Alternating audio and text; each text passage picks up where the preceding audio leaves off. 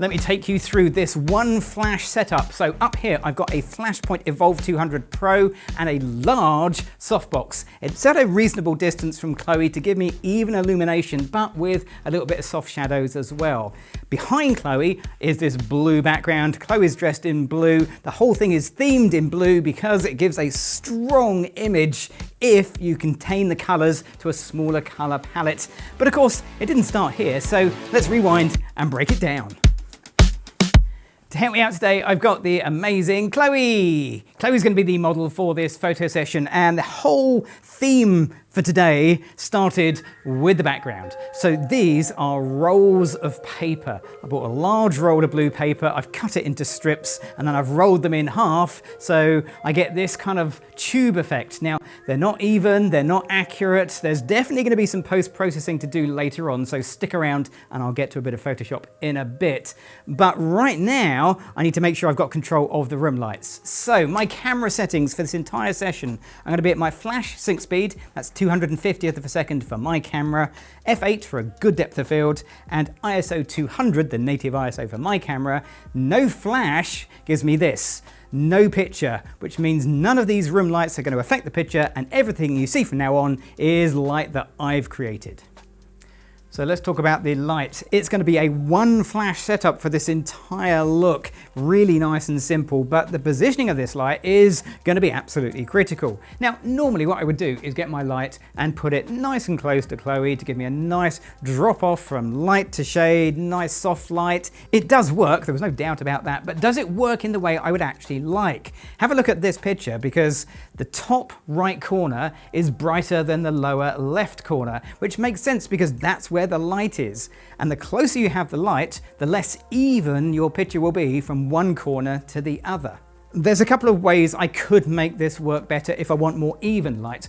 I could just put a reflector below. That might actually even up the lighting fairly well, but it's not the result I actually want today. All I want is one light, even lighting across the scene, and I get that with distance. The more I back up my light, the more even the illumination's going to become.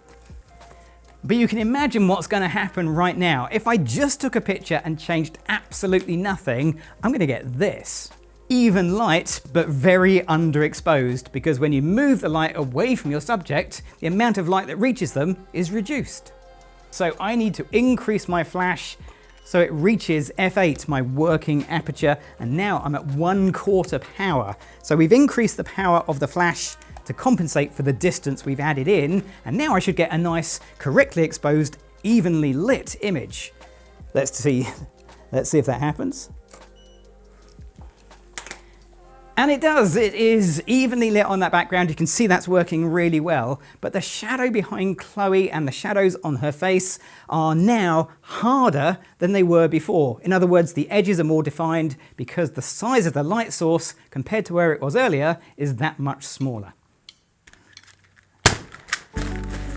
So the solution is to increase the size of the softbox as you move it further away from your subject if you want to maintain the softness. So I've gone from a 24-inch softbox to a Easy Lock from Glow 42-inch beauty dish. Ignore the name, it's not a beauty dish. However, it is going to affect the results of the light, because now that small Flashpoint Evolve 200 Pro Mark II has to light a much larger area. So I'm expecting to lose a little bit of light. Let's see what we get. So I was at 1/4 power. Chloe, I'm going to pop this near your chin. So to get the same exposure with the new softbox, I have to be at half power. So I've had to add an entire stop of light to fill this much larger softbox. But will that extra light justify the results? Well, let's just take a picture, find out. So same as before, same look, same everything. But now the shadow behind Chloe is there, but it's so much softer than it was before. Larger light source at a distance gives me soft but even light. So that's the lighting set. Next, we need to think about the styling, because we've got this amazing blue background, but Chloe, well, she's got amazing blue eyeshadow, but let's see if we can add a little bit more. So do you want to go magically change? Magic. My whole idea with this was to simplify the color palette. The more you can do that, the more dramatic your final picture is going to be. So Chloe has changed into a nearly matching blue top to the blue background, which looks really good. And if you compare this picture to the previous one before Chloe changed her top, you can see the new top just makes this look more planned, professional, and polished. And we've got some other blue props. Stick around and you'll see those coming up in the video soon. If you're serious about colour, then you probably should invest in one of these. This is a Colorchecker passport. I'll leave gear links to Adorama down in the video description below so you can check out this in more detail. What it allows me to do is to get an accurate white balance for the light that we're using, and if I really want to, a colour profile of the whole system.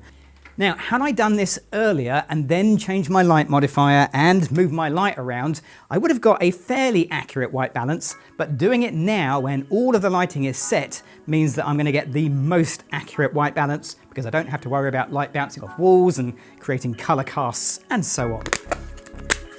And that is this setup completed. So I'm ready to take a few photos. Chloe, are you ready? Okay, here we go.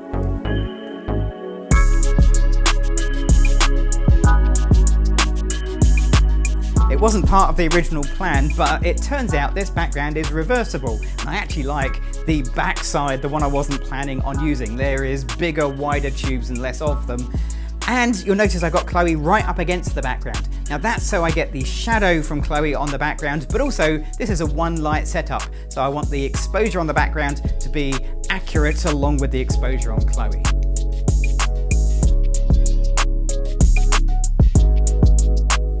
To really drive this blue theme home, I got some blue props, which is basically a hat and sunglasses. They came together as a combo, and I really don't like the sunglasses, so those have gone. The hat I would describe as okay, but no more than that. Feel free to give me your thoughts in the comments down below.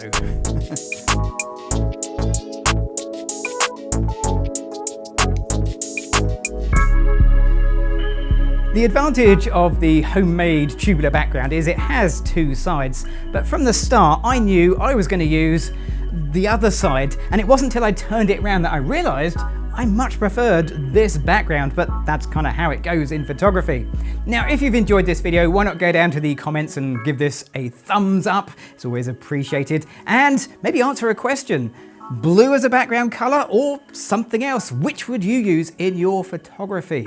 Of course, if you haven't already done so, click on the subscribe button, that's always appreciated. And if you want to see more homemade DIY background ideas, why not check out this video where I cover that in an alternative way. I'm Gavin Hoey, thanks for watching.